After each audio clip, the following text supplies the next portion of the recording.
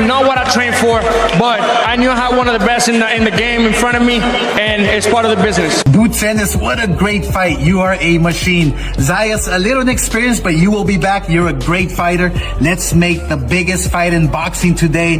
Virgil Ortiz, Boots Ennis, let's go! Xander Zayas completely snapped after the fight. He stormed out of the ring furious, headed straight to the backstage area, and reportedly unleashed everything he had left at Jarron Ennis. This time it was not his fists doing the talking, but a barrage of words that landed just as hard. He kept shouting that he had been robbed. He accused everyone of cheating. And according to those around him, he placed the blame squarely on Boots Ennis. This is not simply the reaction of a fighter upset over a defeat. This is a young boxer who truly believes the entire event was stacked against him, and he has absolutely no intention of staying silent about it. To anyone watching, Zayas looked composed and respectful in front of the cameras, but do not mistake that for what was really going on inside. He said he could hear Boots. He explained that he was settling into the fight and finding his timing. He believed he was making adjustments with every round that passed. Despite that, the judges still handed in scorecards that heavily favored his opponent. The calm image he showed in public was only the surface. Behind the scenes, the frustration had already exploded and emotions were boiling over. Man, he hurt me a little bit in the first round, so my legs went away for a couple rounds, so I needed to find them. Then they told me, let's take a move a little bit. That's why I started doing it again. And then I think in round 3 or 4, I hurt him, so I kind of like, all right, I could walk down a little bit more, get my legs back on me, but he got me again.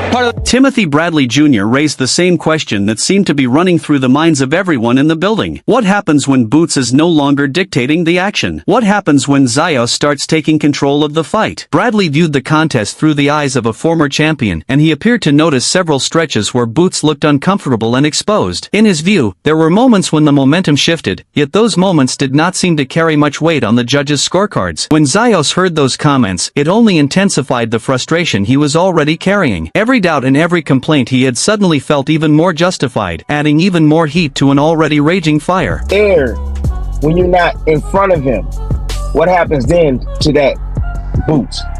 What happens then? When Greg Hackett described it as a masterclass in manipulation, that was a powerful statement. He was not referring to the punches being thrown inside the ring. He was talking about the mental battle that Boots Ennis controlled from the opening bell until the end. And Zayas? According to that view, he was outsmarted. The psychological edge belonged to Boots long before the biggest shots were ever exchanged. That is exactly why emotions exploded behind the scenes. Zayas realized it was not only the judges' scorecards that worked against him. By the time the fight reached its conclusion, he felt he had already lost the mental battle before the physical one was even decided.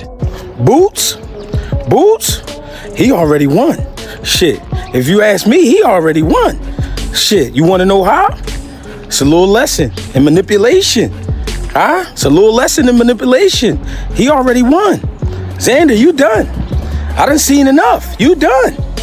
Boots Ennis did not seem bothered in the slightest. The kind of comments that would push most opponents to their breaking point barely affected him at all. Instead, he remained completely composed, even jokingly calling himself lazy after taking clean shots. Meanwhile, backstage, Zayas was passionately accusing the fight of being a robbery and claiming there had been cheating. The contrast between the two fighters could not have been more dramatic. Boots' calm attitude was either the confidence of a man who never doubted himself or a perfectly executed mental strategy designed to frustrate his opponent. Whatever the reason, the approach achieved exactly the result it was meant to. Yeah, no, sometimes you gotta stay composed and stay relaxed and not rush it. I didn't want to rush it and then, not get the knockout. So that's why I just took my time and just been patient. This is to my corner.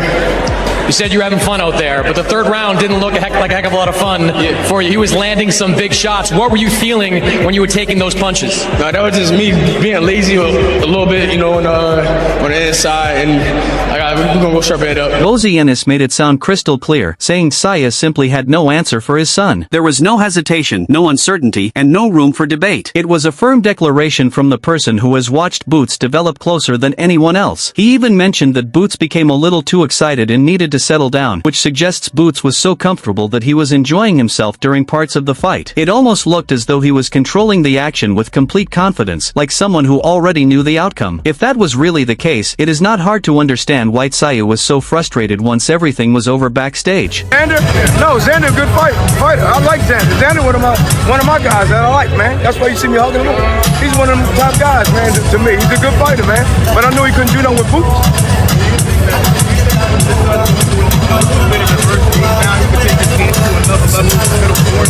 Man, I told you when y'all ain't see the best of him yet. They gotta bring it out of my son. You know what I mean? You see when he bring it out, he get nasty. He like to knock everybody out, but I tell him relax. Gotta relax, take your time, man. You know what I mean? Giacomo Lopez talked about taking advantage of everything he saw unfold that night. So what exactly caught his attention? From his perspective, Zayas was gradually being broken down, his weaknesses were becoming more visible with every round, and once the final decision was read, his emotions boiled over completely. If the rest of the 154-pound division noticed the same mental cracks that Boots was able to expose, then Zayas could be facing a much bigger challenge than simply arguing about one controversial scorecard. His next opponents may now believe there is a psychological blueprint to follow, and that could become an even greater obstacle in the fights ahead. What do I think? There ain't nothing to think. It's a knockout. No, but I'm saying like just of the fight because it seemed like Whatever I say, It's not that. He's just he wasn't ready, man. whatever I say is not gonna benefit. Exactly. You should have. Congrats. Let's see him unified. Let's see. Well, he's unified now. Let's see him become a. Danny Garcia kept his message straightforward. Young fighters step into tough battles. They absorb punishment. They endure difficult moments. That is the kind of action fans come to watch. Zayas gave the crowd exactly that by refusing to back down and embracing the challenge. The issue, however, was everything that reportedly happened once the fight was over. Instead of the performance being the lasting story, the alleged backstage outburst stole the spotlight. Danny's point was that once you're 23 years old and holding 2 world titles, there is no room to look backward. But by reportedly confronting Boots after the defeat and shouting claims of robbery, Zayas may have done the very thing Danny was cautioning against. When you're a young fighter, you're gonna go out on your shield. That's why people want to see young fighters fight, because that's the type of fight you're gonna get. They don't want to see older fighters who just fight for some money. They want to see that. They want to see somebody get hurt. Boots Ennis appeared fully prepared for everything Zayas tried to bring into the fight. He had clearly studied his opponent, anticipated the movement, and expected the pressure that was coming his way. Even during the toughest exchanges, he was still criticizing himself and joking that he was being lazy. That kind of confidence would have been incredibly frustrating for Zayas to see after the final bell. It gave the impression that Boots was not only controlling the action inside the ring but also staying completely in command mentally. While Boots remained calm, composed, and smiling, Zayas seemed unable to hide the frustration that had built up by the end of the night. I knew he'd do a little bit of both. Like I said before in the press conference and things like that. I know he'll come forward, he'll move. He was doing a little bit of both tonight. And like I said before, he was ready for whatever he had to bring to the table. Lopez Sr. made his opinion unmistakably clear. In his view, Zayas stepped into this fight before he was truly ready. He believed the challenge came too soon, that Zayas lacked the necessary experience, and even admitted he was surprised the contest reached the final bell instead of ending in a stoppage. Now picture hearing those comments from a respected figure in boxing if you were Xander Zayas. You gave everything you had inside the ring. You feel convinced the decision was unfair. You are already upset with the judging. Then, on top of all that, respected voices begin suggesting you never should have been in the fight in the first place. Statements like that can easily take disappointment and turn it into overwhelming anger. From that perspective, the reported backstage confrontation with Boots was about much more than simply losing a fight. It was the result of every disappointment, every criticism, and every emotional setback piling up at once until the pressure became too much to contain, leaving the young fighter emotionally and mentally overwhelmed.